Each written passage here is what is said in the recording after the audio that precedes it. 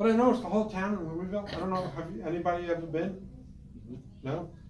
They are into bourbon down there. Let me tell you, you walk out of the you don't have to walk out of the airport. They got a tasting on the second floor. Below that is a bourbon store.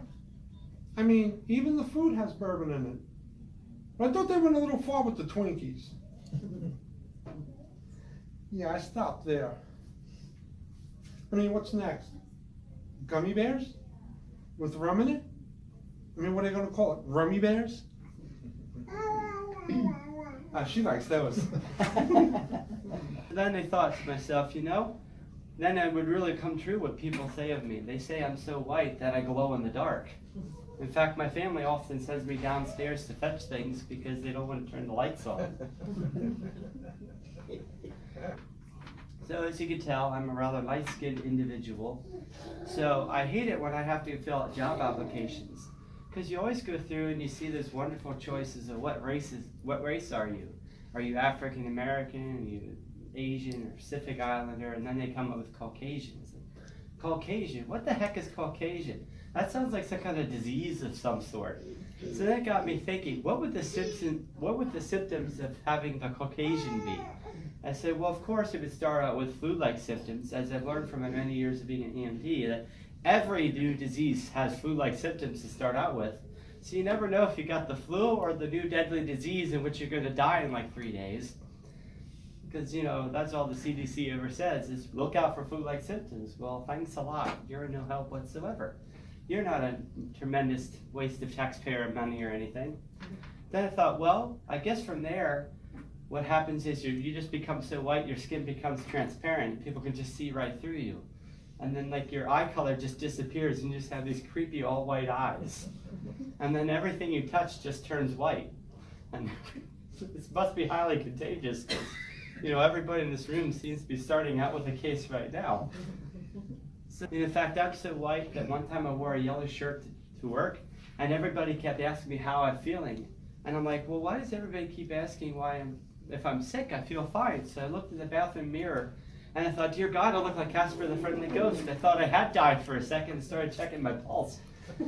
So now I'm glad summer's here because, most people tan and get a nice dark color. No, I actually get a normal skin tone in the summer and that's as much as I tan. So at the very least, people stop asking me if I'm feeling all right and start treating me like a normal human being. The only bad part is I have to start using lights because they no longer glow in the dark. So, I also spent many years as an EMT, as I mentioned earlier. And there's people that go in the ambulance so often, they actually have a wing named after them in the hospital.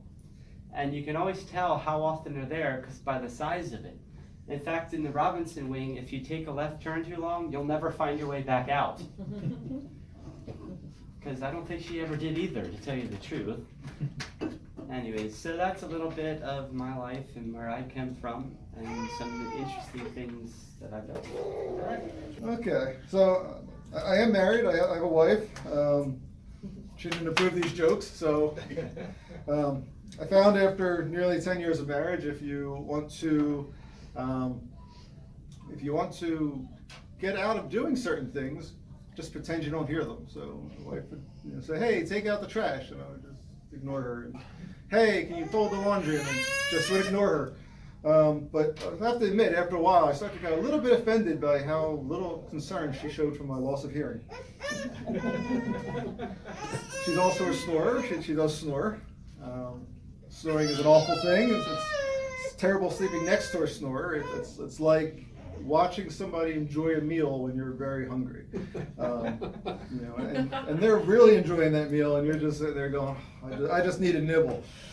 But after a few years of sleeping next to a snorer, I figured a way to get past that.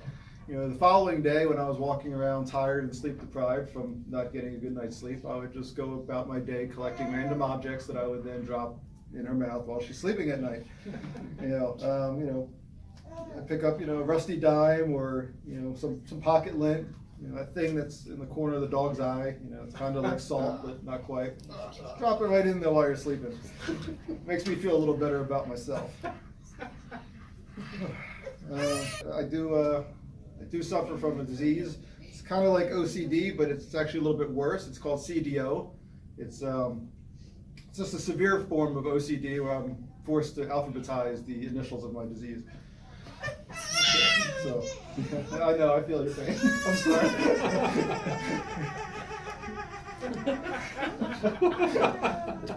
I would just love to be that happy for 1 minute.